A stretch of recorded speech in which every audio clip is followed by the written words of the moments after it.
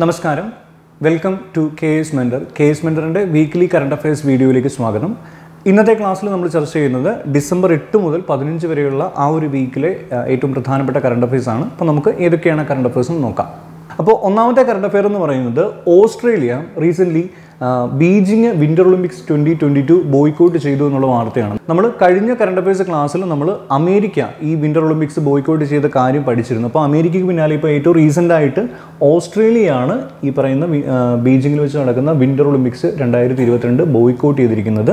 Okay, അപ്പോൾ 2022 winter Olympics എവിടെ വെച്ചാണ് നടക്കുന്നത്? ബീജിംഗിൽ വെച്ചാണ് നടക്കുന്നത്. ഏറ്റവും റീസെൻ്റായിട്ട് ഈ ഒരു ഒളിമ്പിക്സിൽ നിന്ന് ബോയ്ക്കോട്ട് പ്രഖ്യാപിച്ച രാജ്യം എന്ന് പറയുന്നത് ഓസ്ട്രേലിയയാണ്. ഓക്കെ, അടുത്തത് ചിലി എന്ന് പറയുന്ന രാജ്യം, ആ രാജ്യത്ത് സെയിം സെക്സ് മാരേജ് ലീഗലൈസ് ചെയ്തു അല്ലെങ്കിൽ അലൗ ചെയ്തു എന്നുള്ളതാണ്. ഓക്കെ, സെയിം സെക്സ് മാരേജ് ഏറ്റവും റീസെൻ്റ്ലി ലീഗലൈസ് ചെയ്തിരിക്കുന്ന രാജ്യം എന്ന് പറയുന്നത് ചിലിയാണ്. ഇനി ചിലിയുടെ ക്യാപിറ്റൽ എന്ന് പറഞ്ഞാൽ എന്താണ്?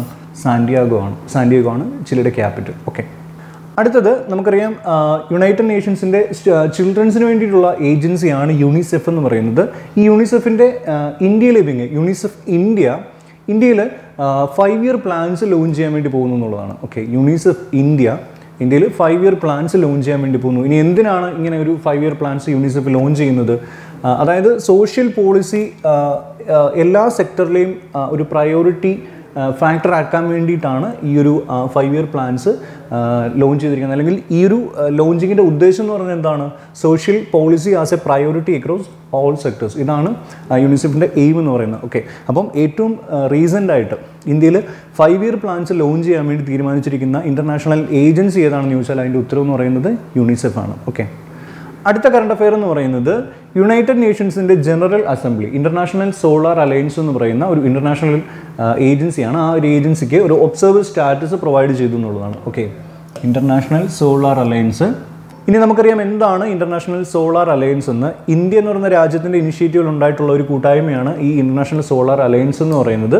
ഓക്കെ, ഇനി ഇതൊരു ഓൾമോസ്റ്റ് 124 രാജ്യങ്ങളുടെ ഒരു അലയൻസ് ആണ് ഇൻ്റർനാഷണൽ സോളാർ അലയൻസ് എന്ന് പറയുന്നത്. അതിലെ ഏറ്റവും ലേറ്റസ്റ്റ് മെമ്പർ എന്ന് പറയുന്നത് USA ആണ്. അത് നമ്മുടെ കഴിഞ്ഞ കറണ്ട് അഫയേഴ്സിൻ്റെ ക്ലാസ്സുകളിൽ നമ്മൾ പഠിച്ച കാര്യമാണ്. ഓക്കെ, അപ്പോൾ യുണൈറ്റഡ് നേഷൻസിൻ്റെ ജനറൽ അസംബ്ലി ഏറ്റവും റീസെൻ്റായിട്ട് ഒരു ഒബ്സർവർ സ്റ്റാറ്റസ് കൺഫർ ചെയ്തിരിക്കുന്ന ഏത് ഇൻ്റർനാഷണൽ ഓർഗനൈസേഷൻ ആണെന്ന് ചോദിച്ചാൽ അതിൻ്റെ പേരെന്ന് പറയുന്നത് ഇൻ്റർനാഷണൽ സോളാർ അലയൻസ് അല്ലെങ്കിൽ ISA ആണ്. ഓക്കെ, അടുത്തത് നമ്മുടെ അയൽ രാജ്യമായ മ്യാൻമർ, ആ രാജ്യത്ത് ഒരു ക്രിപ്റ്റോ കറൻസി ലീഗൽ ടെൻഡറായിട്ട് പ്രഖ്യാപിച്ചു, അല്ലെങ്കിൽ അവരുടെ ഒഫീഷ്യൽ കറൻസി ആയിട്ട് യൂസ് ചെയ്യാൻ വേണ്ടിയുള്ള അനുമതി നൽകി എന്നുള്ളതാണ്. ഓക്കെ, മ്യാൻമർ എന്ന് പറയുന്ന രാജ്യം ടെതർ എന്ന് പറയുന്നൊരു ക്രിപ്റ്റോ കറൻസിയാണ് അവരുടെ ഒഫീഷ്യൽ കറൻസി ആയിട്ട് ഇപ്പോൾ അംഗീകരിച്ചിരിക്കുന്നത്, അല്ലെങ്കിൽ ഒഫീഷ്യൽ ട്രാൻസാക്ഷനുള്ള ഒരു കറൻസി ആയിട്ട് അംഗീകരിച്ചിരിക്കുന്നത്. ഓക്കെ, ഇനി ഈ ടെതർ എന്ന് പറയുന്നത് വേൾഡ്സ് ലാർജസ്റ്റ് ക്രിപ്റ്റോ കറൻസിയാണ്. Okay, world's largest cryptocurrency വിളിക്കുന്ന പേരാണ് ടെതർ എന്നുള്ളത്. അപ്പോൾ ഈ ടെതർ എന്ന് പറയുന്ന വേൾഡ്സ് ലാർജസ്റ്റ് ക്രിപ്റ്റോ കറൻസി ഏറ്റവും റീസെൻ്റായിട്ട് ലീഗലൈസ് ചെയ്ത രാജ്യം എന്ന് പറയുന്നത് എന്താണ്? മ്യാൻമറാണ്. ഓക്കെ, അടുത്തത് ദുബായ് ലോകത്തിലെ ആദ്യത്തെ 100% പേപ്പർലെസ് ഗവൺമെൻറ്റായിട്ട് മാറി എന്നുള്ളതാണ്. ഓക്കെ, ലോകത്തിൽ ആദ്യമായിട്ട് 100% പേപ്പർലെസ് ഗവൺമെൻറ്റായിട്ട് മാറിയിരിക്കുന്നത് ഏത് രാജ്യമാണ്? ദുബായ് ആണ്. ഓക്കെ, അടുത്തത് യൂണിസെഫിൻ്റെ ഒരു റിപ്പോർട്ടാണ്. ആ ഒരു പർട്ടിക്കുലർ റിപ്പോർട്ടിൽ പറയുന്നത് COVID-19 ആണ് ഈ ഒരു യൂണിസെഫിൻ്റെ 75 വർഷത്തെ ഹിസ്റ്ററിയിൽ ചൈൽഡ് പ്രോഗ്രസ്സിന് ഉണ്ടായിട്ടുള്ള, അല്ലെങ്കിൽ ചൈൽഡ് പ്രോഗ്രസ്സിന് തടസ്സമായി നിൽക്കുന്ന ഏറ്റവും പ്രധാനപ്പെട്ട ക്രൈസിസ് എന്ന് പറയുന്നത് COVID-19 ആണെന്നാണ് യൂണിസെഫിൻ്റെ ഈ ഒരു പെർട്ടിക്കുലർ റിപ്പോർട്ട് പറയുന്നത്. ഓക്കെ, ഏതാണ് ബിഗസ്റ്റ് ക്രൈസിസ് എന്ന് പറയുന്നത്? COVID-19 ആണ്. ഓക്കെ, യൂണിസെഫിൻ്റെ 75 വർഷത്തെ ഹിസ്റ്ററിയിൽ ചൈൽഡ് പ്രോഗ്രസ്സിന് തടസ്സമായി നിൽക്കുന്ന ഏറ്റവും പ്രധാനപ്പെട്ട അല്ലെങ്കിൽ ഏറ്റവും ബിഗസ്റ്റ് ആയിട്ടുള്ള ക്രൈസിസ് എന്ന് പറയുന്നത് COVID-19 ആണ്. അപ്പോൾ ഈ ഒരു റിപ്പോർട്ടിൽ ഫർദറായിട്ട് പറയുന്നത് ലെസ് ദാൻ 2 ഇയേഴ്സ്, അതായത് കോവിഡിന് ശേഷം ഉണ്ടായിട്ടുള്ള ആ ഒരു ടൈമിങ്ങിൽ ലെസ് ദാൻ 2 ഇയേഴ്സിൽ അറൗണ്ട് 100 മില്യൺ ചിൽഡ്രനാണ് അറൗണ്ട് ദ വേൾഡ് പോവേർട്ടിയിലേക്ക് വീണിട്ടുള്ളത്. ഓക്കെ, 100 മില്യൺ ചിൽഡ്രനാണ് ലെസ് ദാൻ 2 ഇയേഴ്സ് പോവേർട്ടിയിലേക്ക് വീണിട്ടുള്ളത് എന്നാണ് യൂണിസെഫിൻ്റെ ഈ ഒരു പെർട്ടിക്കുലർ റിപ്പോർട്ടിൽ പറയുന്നത്. ഓക്കെ, അടുത്തത് ഒരു പെർട്ടിക്കുലർ റാങ്കിങ്ങിനെ പറ്റിയാണ്. ആ റാങ്കിങ്ങിൻ്റെ പേരെന്ന് പറയുന്നത് ഏഷ്യ പവർ ഇൻഡെക്സ് 2021 എന്നുള്ളതാണ്. Asia power index 2021. അതായത് ലോകത്തിലെ പവർഫുള്ളായ രാജ്യങ്ങളെ റാങ്ക് ചെയ്യുന്നൊരു പട്ടികയാണ് ഈ ഏഷ്യ പവർ ഇൻഡെക്സ് എന്ന് പറയുന്നത്. അതിൻ്റെ 2021 എഡിഷനിൽ ഇന്ത്യയുടെ റാങ്കിങ് എന്ന് പറയുന്നത് എത്രയാണ്? 4th ആണ്. ഓക്കെ, ഏഷ്യ പവർ ഇൻഡെക്സ് 2021 ഇന്ത്യയുടെ റാങ്കിങ് എന്ന് പറയുന്നത് 4th ആണ്. 4th മോസ്റ്റ് പവർഫുൾ കൺട്രിയാണ് ഇന്ത്യ എന്ന് പറയുന്നത്. ഇനി ഏറ്റവും ടോപ്പിൽ വന്നിരിക്കുന്ന രാജ്യം ഏതാണ്? USA ആണ്, followed by China and Japan. Okay, അടുത്തത് ഒരു പെർട്ടിക്കുലർ റിപ്പോർട്ടാണ്. ആ റിപ്പോർട്ടിൻ്റെ പേരെന്ന് പറയുന്നത് India skills report 2022. India skills report 2022. ഇനി എന്താണ് ഈ ഒരു പെർട്ടിക്കുലർ റിപ്പോർട്ടിൽ മെഷർ ചെയ്യുന്നത്? വിവിധ സംസ്ഥാനങ്ങളിലെ എംപ്ലോയി ടാലൻറ്റ്, ആ ഒരു എംപ്ലോയി ടാലൻറ്റ് പൂള് മെഷർ ചെയ്യുകയും അതിനനുസരിച്ച് സംസ്ഥാനങ്ങളെ റാങ്ക് ചെയ്യുകയും ചെയ്യുന്ന ഒരു പട്ടികയാണ് ഈ ഒരു പറയുന്ന ഇന്ത്യ സ്കിൽസ് റിപ്പോർട്ട് 2022 എന്ന് പറയുന്നത്. അതിൽ 2022 എഡിഷനിൽ ഏറ്റവും ടോപ്പിൽ വന്നിരിക്കുന്ന സംസ്ഥാനം എന്ന് പറയുന്നത് മഹാരാഷ്ട്രയാണ്, followed by Uttar Pradesh and Kerala. Okay, Maharashtra, Uttar Pradesh, Kerala എന്നീ 3 സംസ്ഥാനങ്ങളാണ് ഈ ഒരു ഇന്ത്യ സ്കിൽസ് റിപ്പോർട്ട് 2022 ഏറ്റവും ടോപ്പിൽ വന്നിരിക്കുന്നത്. ഓക്കെ, അടുത്തത് ഗ്ലോബൽ ഹെൽത്ത് സെക്യൂരിറ്റി ഇൻഡെക്സ് 2021 എന്ന് പറയുന്നൊരു ഇൻഡെക്സ് ആണ്. Okay, global health security index 2021. ആ പേര് കേൾക്കുമ്പോൾ തന്നെ അറിയാം എന്താണ് ഇവിടെ മെഷർ ചെയ്യുന്നത്. വിവിധ രാജ്യങ്ങൾ പ്രൊവൈഡ് ചെയ്യുന്ന അല്ലെങ്കിൽ അവിടുത്തെ സിറ്റിസൻസിന് പ്രൊവൈഡ് ചെയ്യുന്ന ഹെൽത്ത് സെക്യൂരിറ്റിയുടെ ബേസിൽ രാജ്യങ്ങളെ റാങ്ക് ചെയ്യുന്ന പട്ടികയാണ് ഗ്ലോബൽ ഹെൽത്ത് സെക്യൂരിറ്റി ഇൻഡെക്സ് 2021 എന്ന് പറയുന്നത്. അതിൽ ഇന്ത്യയുടെ റാങ്കിങ് എന്ന് പറഞ്ഞാൽ എത്രയാണ്?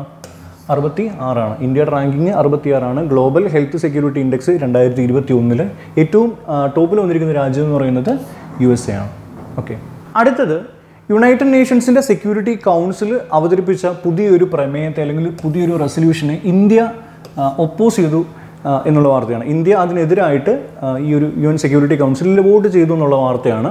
ഇനി എന്താ UNSC എന്ന് പറയുന്നത് യുണൈറ്റഡ് നേഷൻസിൻ്റെ സെക്യൂരിറ്റി കൗൺസിലാണ് നമ്മൾ ഉദ്ദേശിക്കുന്നത്. ഇനി എന്താണ് നമുക്ക് ഈ ഒരു പെർട്ടിക്കുലർ റെസൊല്യൂഷൻ നോക്കാം. ഓക്കെ, ഈ ഒരു റെസൊല്യൂഷൻ എന്ന് പറയുന്നത് എന്തിനാണ്? To securitise climate change. അതായത് ക്ലൈമറ്റ് ചേഞ്ച് എന്ന് പറയുന്ന ഒരു പ്രതിഭാസത്തെ ഗ്ലോബൽ സെക്യൂരിറ്റി ചലഞ്ചായിട്ട് കണക്കാക്കിക്കൊണ്ടുള്ള ഒരു റെസൊല്യൂഷനാണ് ഈ ഒരു UN സെക്യൂരിറ്റി കൗൺസിൽ റീസെൻ്റ്ലി അവതരിപ്പിച്ചത്. അപ്പോൾ ഇന്ത്യ അതിനെതിരായിട്ട് വോട്ട് ചെയ്തു എന്നുള്ളതാണ് വാർത്ത എന്ന് പറയുന്നത്. ഓക്കെ, യുണൈറ്റഡ് നേഷൻസിൻ്റെ സെക്യൂരിറ്റി കൗൺസിലാണ് ഈ ഒരു റെസൊല്യൂഷൻ അവതരിപ്പിച്ചിരിക്കുന്നത്. അതിൻ്റെ എയിം എന്ന് പറയുന്നത് to link climate change with global security challenges ആണ്. അപ്പോൾ ആ ഒരു നിർദ്ദേശത്തെയാണ് ഇപ്പോൾ ഇന്ത്യ എതിർത്തിരിക്കുന്നത്. ഓക്കെ, അടുത്തത് തമിഴ്നാട്ടിലെ 16ാമത്തെ ബേർഡ് സാങ്ച്വറി ആയിട്ട് റീസെൻ്റ്ലി ഡിക്ലെയർ ചെയ്തിരിക്കുന്ന സ്ഥലത്തിൻ്റെ പേരാണ് കഴുവേലി വെറ്റ്ലാൻഡ് എന്ന് പറയുന്നത്. ഓക്കെ, 16ാമത്തെ ബേർഡ് സാങ്ച്വറിയാണ്. തമിഴ്നാട്ടിലെ 16ാമത്തെ ബേർഡ് സാങ്ച്വറിയാണ് കഴുവേലി വെറ്റ്ലാൻഡ് എന്ന് പറയുന്നത്. അപ്പം ഈ ഒരു പ്രഖ്യാപനം അല്ലെങ്കിൽ ഈ ഒരു ഡിക്ലറേഷൻ എന്ന് പറയുന്നത് വൈൽഡ് ലൈഫ് പ്രൊട്ടക്ഷൻ ആക്ട് 1972 ബേസിലാണ് ഈ ഒരു ഡിക്ലറേഷൻ നടത്തിയിരിക്കുന്നത്. ഓക്കെ, അപ്പം റീസെൻ്റ്ലി തമിഴ്നാട്ടിലെ 16ാമത്തെ ബേർഡ് സാങ്ച്വറി ആയിട്ട് മാറിയിരിക്കുന്ന പ്രദേശം ഏതാണെന്ന് ചോദിച്ചാൽ ഏതാണ്? കഴുവേലി വെറ്റ്ലാൻഡ് ആണ്. ഓക്കെ, അടുത്തത് ഇന്ത്യയിലെ 47ാമത്തെ റംസാർ സൈറ്റായിട്ട് റെക്കഗ്നൈസ് ചെയ്യപ്പെട്ടിരിക്കുന്ന സ്ഥലം എന്ന് പറയുന്നത് ഏതാണ്? ഹൈദർപൂർ വെറ്റ്ലാൻഡ് ആണ്. ഓക്കെ, ഇന്ത്യയിലെ 47ാമത്തെ റംസാർ സൈറ്റാണ് ഈ ഒരു ഹൈദർപൂർ വെറ്റ്ലാൻഡ് എന്ന് പറയുന്നത്. നമുക്കറിയാം റംസാർ സൈറ്റ് എന്ന് പറയുന്നത് ഇന്ത്യയിലെ ഏറ്റവും പ്രധാനപ്പെട്ട ചില പ്രദേശങ്ങളാണ്. ഇനി ഈ ഒരു ഹൈദർപൂർ വെറ്റ്ലാൻഡ് എന്ന് പറയുന്നത് ഏത് സംസ്ഥാനത്താണ് ഉള്ളതെന്ന് ചോദിച്ചാൽ അതിൻ്റെ ഉത്തരം എന്ന് പറയുന്നത് ഉത്തർപ്രദേശാണ്. ഉത്തർപ്രദേശിലാണ് ഹൈദർപൂർ വെറ്റ്ലാൻഡ് ഉള്ളത്. ഓക്കെ, ഇനി ഈ ഒരു ഹൈദർപൂർ വെറ്റ്ലാൻഡ് എന്ന് പറയുന്നത് ഹസ്തിനപൂർ വൈൽഡ് ലൈഫ് സാങ്ച്വറിയുടെ ഭാഗമായിട്ടുള്ളൊരു പ്രദേശമാണ് ഹൈദർപൂർ വെറ്റ്ലാൻഡ് എന്ന് പറയുന്നത്. അത് ഏത് വൈൽഡ് ലൈഫ് സാങ്ച്വറിയുടെ ഭാഗമാണെന്ന് ചോദിച്ചാൽ അത് ഹസ്തിനപൂർ വൈൽഡ് ലൈഫ് സാങ്ച്വറിയുടെ ഭാഗമാണ്. ഇനി നമ്മൾ റംസാർ കൺവെൻഷൻ്റെ ഭാഗമായിട്ടാണ് അല്ലെങ്കിൽ റംസാർ കൺവെൻഷനെ ബേസ് ചെയ്തിട്ടാണ് ഈ ഒരു ലോകത്ത് വിവിധ രാജ്യങ്ങളിൽ റംസാർ സൈറ്റുകൾ റെക്കഗ്നൈസ് ചെയ്യപ്പെടുന്നത്.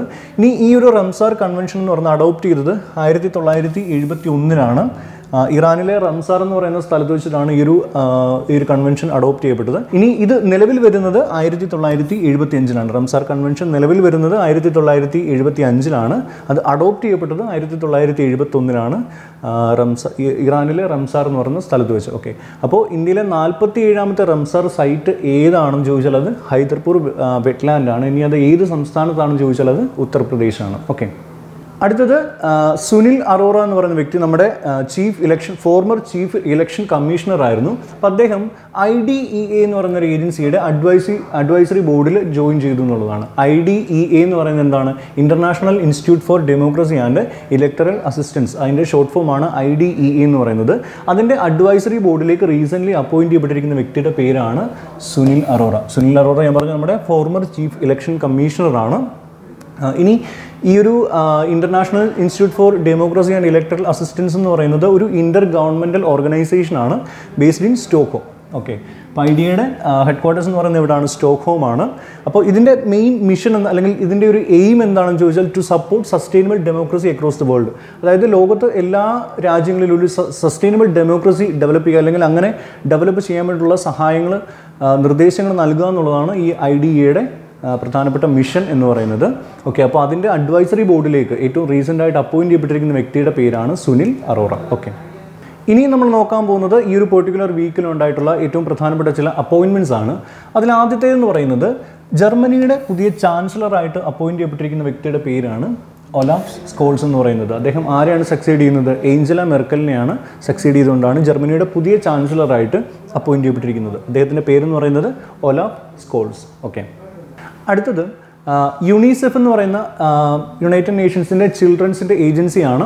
അപ്പോൾ അതിൻ്റെ എക്സിക്യൂട്ടീവ് ഡയറക്ടറായിട്ട് റീസെൻ്റ്ലി അപ്പോയിൻറ്റ് ചെയ്യപ്പെട്ടിരിക്കുന്ന വ്യക്തിയുടെ പേരാണ് കാതറിൻ റസൽ എന്ന് പറയുന്നത്. കാതറിൻ റസലിനെയാണ് യുണിസെഫിൻ്റെ എക്സിക്യൂട്ടീവ് ഡയറക്ടറായിട്ട് റീസെൻ്റ്ലി യുണൈറ്റഡ് നേഷൻസ് അപ്പോയിൻറ്റ് ചെയ്തിരിക്കുന്നത്. ഓക്കെ, അടുത്തത് ഹോണ്ടുറാസ് എന്ന് പറയുന്ന രാജ്യത്തിൻ്റെ ആദ്യത്തെ ഫീമെയിൽ പ്രസിഡൻ്റായിട്ട് എലക്ട് ചെയ്യപ്പെട്ടിരിക്കുന്ന വ്യക്തിയുടെ പേരാണ് ഷിയോമാര കാസ്ട്രോ. ഷിയോമാര കാസ്ട്രോ ഹോണ്ടുറാസിൻ്റെ ആദ്യത്തെ ഫീമെയിൽ പ്രസിഡൻ്റായിട്ട് ഇലക്ട് ചെയ്യപ്പെട്ടു എന്നുള്ളതാണ്. ഓക്കെ, രാജ്യത്തിൻ്റെ പേര് ഹോണ്ടുറാസ് ആണ്. അടുത്ത ഫസ്റ്റ് ഫീമെയിൽ പ്രസിഡൻ്റാണ് ഷിയോമാര കാസ്ട്രോ എന്ന് പറയുന്നത്.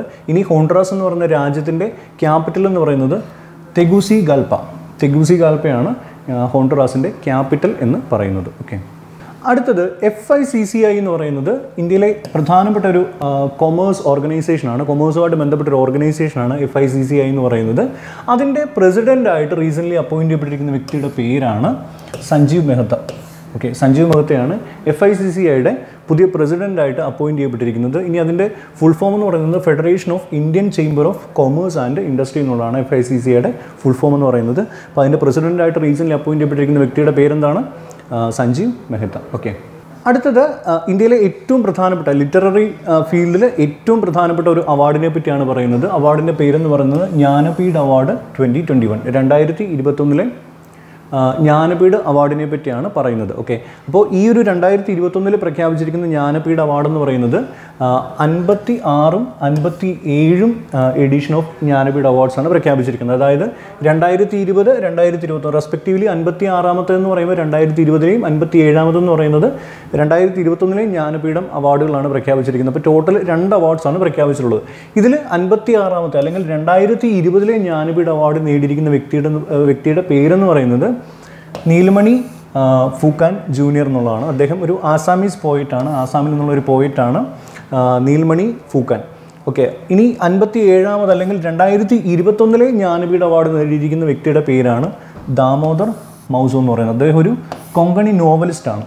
ഓക്കെ, അപ്പോൾ ഈ 2 പേരാണ് 2020ലെയും 2021ലെയും അവാർഡ്സ് റെസ്പെക്റ്റീവ്ലി നേടിയിരിക്കുന്നത്. 2020ലെ അവാർഡ് നേടിയിരിക്കുന്നത് നീലമണി ഫൂക്കാൻ. ഇനി 2021ലെ അവാർഡ് നേടിയിരിക്കുന്ന ജ്ഞാനപീഠ അവാർഡ് നേടിയിരിക്കുന്ന വ്യക്തിയുടെ പേരാണ് ദാമോദർ മൗസോ. ഓക്കെ, ഇനി 2021ലെ മിസ് യൂണിവേഴ്സായിട്ട് വിജയിച്ചിരിക്കുന്ന വ്യക്തിയുടെ പേരാണ് ഹർനാസ് സന്ധു. അദ്ദേഹം ഇന്ത്യക്കാരിയായ ഒരു വ്യക്തിയാണ് ഹർനാസ് സന്ധു എന്ന് പറയുന്നത്. അപ്പോൾ ഈ ഹർനാസ് സന്ധു ആണ് 2021ലെ മിസ് യൂണിവേഴ്സായിട്ട് തിരഞ്ഞെടുക്കപ്പെട്ടിരിക്കുന്നത്. ഇന്ത്യയിലെ പഞ്ചാബിൽ നിന്നുള്ള വ്യക്തിയാണ്. ഓക്കെ, പഞ്ചാബിൽ നിന്നുള്ള വ്യക്തിയാണ് ഹർനാസ് സന്ധു. ഇനി 70ാമത്തെ മിസ് യൂണിവേഴ്സ് മത്സരമാണ് ഈ 2021 നടന്നത്. അത് എവിടെ വെച്ചാണ് നടന്നത്? ഇസ്രായേലിലെ ഐലാത്ത് എന്ന് പറയുന്ന സ്ഥലത്ത് വെച്ചിട്ടാണ് നടന്നത്. ഇസ്രായേലിലെ ഐലാത്തിൽ വെച്ചിട്ടാണ് ഈ 70th മിസ് യൂണിവേഴ്സ് 2021 കണ്ടക്ട് ചെയ്യപ്പെട്ടത്. അതിൽ വിജയിച്ചിരിക്കുന്ന വ്യക്തിയുടെ പേരെന്താണ്? ഹർനാസ് സന്ധു. ഓക്കെ, അടുത്തത് ഫോബ്സിൻ്റെ list of 100 most powerful woman 2021 എന്ന് പറഞ്ഞ പെർട്ടിക്കുലർ ലിസ്റ്റിൽ ഇന്ത്യയിൽ നിന്ന് ഏറ്റവും ടോപ്പിൽ വന്നിരിക്കുന്ന വ്യക്തി എന്ന് പറഞ്ഞാൽ ആരാണ്? നിർമ്മല സീതാരാമനാണ്.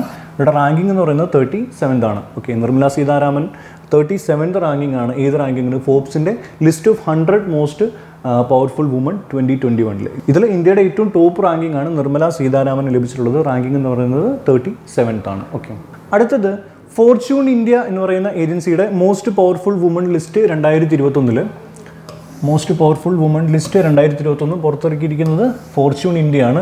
അതിൽ ഇന്ത്യയിൽ ഏറ്റവും ടോപ്പിൽ വന്നിരിക്കുന്ന പവർഫുൾ വുമൺ എന്ന് പറയുന്ന ആരാണ്? നിർമ്മല സീതാരാമനാണ്. അതിൽ ഏറ്റവും ടോപ്പിൽ വന്നിരിക്കുന്നത് നിർമ്മല സീതാരാമനാണ്. നമ്മൾ നേരത്തെ പറഞ്ഞത് ഫോബ്സിൻ്റെ ലിസ്റ്റിനെ കുറിച്ചാണ്. ഇത് ഫോർച്യൂൺ ഇന്ത്യയുടെ ലിസ്റ്റാണ്. അതിൽ ഏറ്റവും ടോപ്പിൽ വന്നിരിക്കുന്നത് നിർമ്മല സീതാരാമനാണ്. ഓക്കെ, അടുത്തത് ഇന്ത്യയിലെ പ്രശസ്തനായ ഒരു ആർക്കിടെക്റ്റാണ് ആർക്കിടെക്ട് ബാലകൃഷ്ണ ദോഷി എന്ന് പറയുന്നത്. അദ്ദേഹത്തിന് 2022 റോയൽ ഗോൾഡ് മെഡൽ ലഭിച്ചു എന്നുള്ളതാണ്. 2022 റോയൽ ഗോൾഡ് മെഡൽ ലഭിച്ചിരിക്കുന്ന അല്ലെങ്കിൽ അത് വിജയിച്ചിരിക്കുന്ന വ്യക്തിയുടെ പേരാണ് ആർക്കിടെക്ട് ബാലകൃഷ്ണ ദോഷി എന്ന് പറയുന്നത്. ഇനി ഈ ഒരു പെർട്ടിക്കുലർ അവാർഡ് എന്ന് പറയുന്നത്, അതായത് റോയൽ ഗോൾഡ് മെഡൽ എന്ന് പറയുന്നത് ഈ ഒരു ആർക്കിടെക്ചറിൻ്റെ മേഖലയിൽ ലഭിക്കുന്ന ലോകത്തിലെ ഏറ്റവും ഹയസ്റ്റ് ആയിട്ടുള്ള ഓണേഴ്സിൽ ഒന്നാണ് ഈ റോയൽ ഗോൾഡ് മെഡൽ 2022 എന്ന് പറയുന്നത്. അത് വിജയിച്ചിരിക്കുന്ന ആരാണ്? ബാലകൃഷ്ണ ദോഷിയാണ്. ഓക്കെ, അടുത്തത് സ്പോർട്സുമായിട്ട് ബന്ധപ്പെട്ട ചില വാർത്തകളാണ് നമ്മൾ നോക്കുന്നത്. അതിലൊന്നാമത്തേതെന്ന് പറയുന്നത് അബുദാബിയിൽ വെച്ച് നടന്ന grand prix, Abu Dhabi grand prix formula 1 car racing ആണ്. അത് വിജയിച്ചിരിക്കുന്ന വ്യക്തിയുടെ പേരാരാണ്? മാക്സ് വെർസ്റ്റപ്പാൻ ആണ് 2021 അബുദാബി ഗ്രാൻഡ് പ്രിക്സ് വിജയിച്ചിരിക്കുന്നത്. ഓക്കെ, അടുത്തത് women's tennis association player of the year award 2021 ലഭിച്ചിരിക്കുന്ന ടെന്നീസ് പ്ലെയർ എന്ന് പറയുന്ന ആരാണ്? ആഷ്ലി ബാർട്ടിക്കാണ്. ആഷ്ലി ബാർട്ടിക്കാണ് 2021 വുമൺസ് ടെന്നീസ് അസോസിയേഷൻ്റെ player of the year award ലഭിച്ചിരിക്കുന്നത്. ആഷ്ലി ബാർട്ടി എന്ന് പറയുന്നത് ഓസ്ട്രേലിയയിൽ നിന്നുള്ള ഒരു വുമൺ ടെന്നീസ് പ്ലെയർ ആണ്.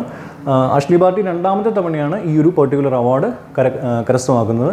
ഇനിയും വുമൺസ് ടെന്നീസ് അസോസിയേഷൻ്റെ newcomer of the year award 2021 ലഭിച്ചിരിക്കുന്നത് എമ്മ റാഡുക്കാനുവിനാണ്. എമ്മ റാഡുക്കാനുവിനാണ് newcomer of the year 2021 award ലഭിച്ചിരിക്കുന്നത്. ഇനി WTA എന്ന് പറയുന്നത് എന്താണ്? വുമൺസ് ടെന്നീസ് അസോസിയേഷനാണ്. ഓക്കെ, ഇനി 5ാമത്തെ വേൾഡ് ചെസ് ചാമ്പ്യൻഷിപ്പ് വിജയിച്ചിരിക്കുന്ന വ്യക്തിയുടെ പേരാണ് മാഗ്നസ് കാൾസൺ എന്ന് പറയുന്നത്. ഓക്കെ, മാഗ്നസ് കാൾസനാണ് 5ാമത് വേൾഡ് ചെസ് ചാമ്പ്യൻഷിപ്പ് വിജയിച്ചിരിക്കുന്നത്. അപ്പോൾ ആ ഒരു വേൾഡ് ടൈറ്റിൽ സ്വന്തമാക്കിയിരിക്കുന്ന വ്യക്തിയുടെ പേരാണ് മാഗ്നസ് കാൾസൺ എന്ന് പറയുന്നത്. അദ്ദേഹം റഷ്യയിൽ നിന്നുള്ള ഒരു പ്ലെയറിനെയാണ് ഈ ഒരു ഫൈനൽസിൽ പരാജയപ്പെടുത്തിയിരിക്കുന്നത്. ഓക്കെ, അപ്പോൾ 5ാമത് വേൾഡ് ചെസ് ചാമ്പ്യൻഷിപ്പ് വിജയിച്ചിരിക്കുന്ന വ്യക്തിയുടെ പേരാണ് മാഗ്നസ് കാൾസൺ എന്ന് പറയുന്നത്. ഓക്കെ, അപ്പോൾ ഇത്രയും കാര്യങ്ങളാണ് നമുക്ക് ഈ ആഴ്ചത്തെ കറണ്ട് അഫയേഴ്സിൽ പ്രധാനമായിട്ട് പഠിക്കാനുള്ളത്. അപ്പോൾ ഈ ഒരു കറണ്ട് അഫയേഴ്സ് ക്ലാസ്സിനെ കുറിച്ചുള്ള നിങ്ങളുടെ അഭിപ്രായങ്ങളും നിർദ്ദേശങ്ങളും നിങ്ങൾ കമൻറ്റ് ബോക്സിൽ കമൻസ് ആയിട്ട് രേഖപ്പെടുത്തുക. അപ്പോൾ നമുക്ക് അടുത്ത ആഴ്ചത്തെ കറണ്ട് അഫയേഴ്സിൻ്റെ വീഡിയോ ആയിട്ട് നമുക്ക് വീണ്ടും കാണാം. അതുവരെ നന്ദി. Thank you.